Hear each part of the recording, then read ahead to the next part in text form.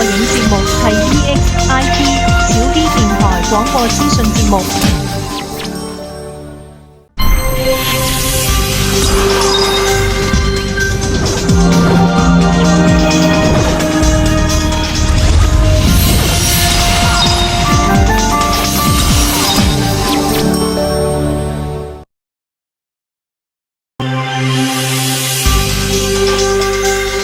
香港新聞聯播即將開始。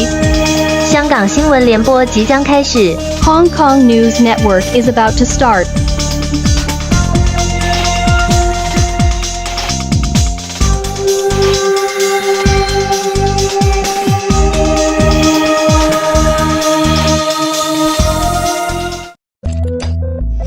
以下節目含有間接宣傳。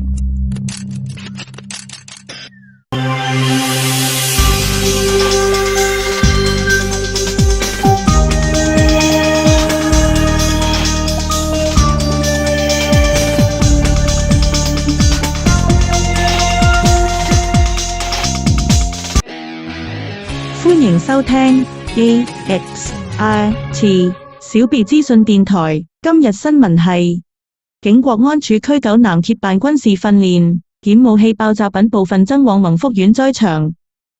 警國安處今52日召開記者會，昨晚11日先在新蒲崗一工廈拘捕6男，其後再在屯門及油麻地拘捕3男，揭發有人在松門深鎖的工廈單位內進行軍事形式的槍械、軍刀、格鬥、無線電通訊訓練，部分人更曾以黑布裝束現身大埔宏福苑大火現場。行動中，警方檢獲大批氣槍、刀劍、爆炸品及3D 打印機等，會調查是否曾用作自製槍械或槍械零部件。今次亦是警方首次引用維護國家安全條例第13條非法操練條文作出拘捕行動，現正調查涉案人士擔當的角色及有否在逃人士。警務處國安處總警司李桂華稱，今年較早時，國安處收到一名市民舉報，懷疑有人在新蒲崗一工廈收藏武器及進行類似軍事形式的訓練。警方經調查後相信相關團夥正在組織反政府人士，並向他們提供訓練，包括槍械、軍刀、格鬥、無線電通訊，相關行為涉嫌違反非法操練。情報顯示，相關訓練是自2024年初開始。警務處國安處警司周學賢表示，國安處人員於12月11日晚上持法庭手令突擊搜查涉案工廈單位，人員進入單位時發現6名男子，其中1人當時正向在場其他人進行訓示。人員管控在場者及搜查後，檢獲5支長氣槍、2支氣手槍、5把相信用作操練的仿製短刀和把仿製長劍、搏擊用具、爆炸品，亦有印有黑部分紙上用口號或貶損特區政府的袖章等。爆炸品處理課 AD 人員經初步檢驗後，相信搜出的爆炸品經過自行改裝，有引線可用作點燃。AD 正檢驗該些懷疑爆炸品的破壞力。此外，單位內亦發現一部3D 打印機，警方會調查是否曾用作自製槍械或槍械零部件。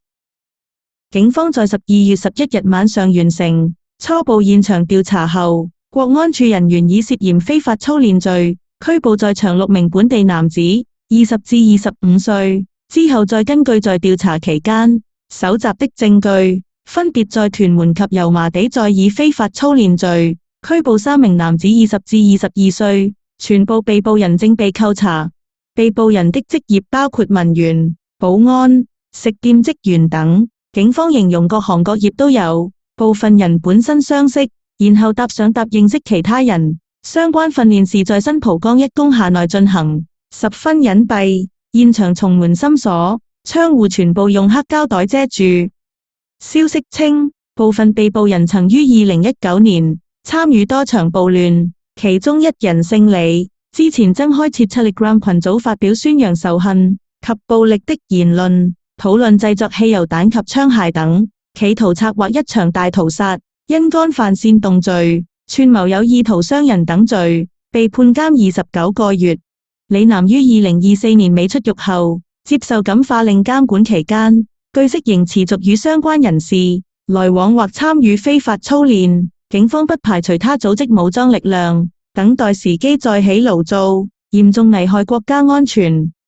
被問到被捕人當中，負責傳授技巧的人有否接受過軍事訓練，周學賢表示是調查方向之一。李桂華則稱，從一些訓練的錄影帶中，我發覺佢哋係有板有眼㗎，譬如佢哋用槍或者刀，似乎都係。句號，可能真係接受過一啲訓練，警方會繼續循這方面加緊調查。李桂華稱，今次為首次引用維護國家安全條例下的非法操練條文作拘捕行動。根據維護國家安全條例第13條，如任何人未經保安局局長或警務處處長准許，而向其他人提供指明操練，最高可判監7年。接受指明操練者最高可監禁3年。若操練與外部勢力有關，例如策劃、控制、指使、資助和支援，刑罰會提高，提供者最高監禁10年，接受操練者最高監禁5年。指明操練是指用攻擊性武器作操練；2、進行軍事練習；3、進行變陣演習。李桂華強調，若相關訓練只與康樂目的有關，則不算違法，所以大家唔使擔心。譬如玩過鏡野戰遊戲或者其他嘅嘢，而個目的好明顯係娛樂嘅話，係會不構成呢個罪行嘅。大家唔使擔心係有呢個誤墮法網嘅情況。他指出，在2024年3月前，刑事罪行條例都有類似條文，在維護國家安全條例生效後用新條文取代。李桂華稱，今次行動中，人員最憂心是發現爆炸品，強調低性能火藥不等於無殺傷力，因此警方十分關注。警方調查亦發現至少1、2名被捕人曾在剛過去的大埔宏福苑火災現場以黑暴常用的服裝出現過，但他們當時在場做過什麼，以致有什麼角色，都是調查方向之一。與之前被捕的人有冇關係，均正在調查。情報顯示，有1名被捕人提及過，希望學到格鬥、使用槍械、短刀等技巧。在黑暴在臨時攻擊阻礙他的人，包括警察及政府人員。李桂華指，非法操練是嚴重罪行，市民選擇活動時要留意舉辦機構及目的等。如發現可疑活動，歡迎向國安處提供資料。南昌站男子暈倒送院亡。港鐵南昌站有人暈倒。昨天11日晚上8時45分，警方接獲報案，指一名男子在南昌站一列車上突然暈倒。救援人員接報趕至，發現姓黃59歲事主仍然昏迷，由救護車將他送往明愛醫院搶救後，終告不治。香港01獲得讀者提供事發一刻相片及影片，可見男事主輛倒在車廂接駁位置，救護員未到達時，數名港鐵職員在場施援，其中一名女職員不斷拍打事主，試圖喚醒他。先生，先生，救護員嚟緊㗎啦，聽唔聽到我叫？男事主其後被抬上擔架床，需用自動心外壓機急救。讀者稱讚港鐵職員盡責，要多謝佢哋。港鐵回覆查詢時表示，昨晚約8時40分，一列屯馬線往屯門方向列車駛往南昌站期間，有乘客按動緊急通話器，表示車廂上有一名男乘客暈倒。車務控制中心接報後，立即安排職員前往處理，並召喚救護車。救護員隨後到場，為該名乘客進行急救及將其送院。小別提提你，如果你想看港鐵南昌站男子暈倒送院亡片段，請上香港01。多謝收聽 AXIT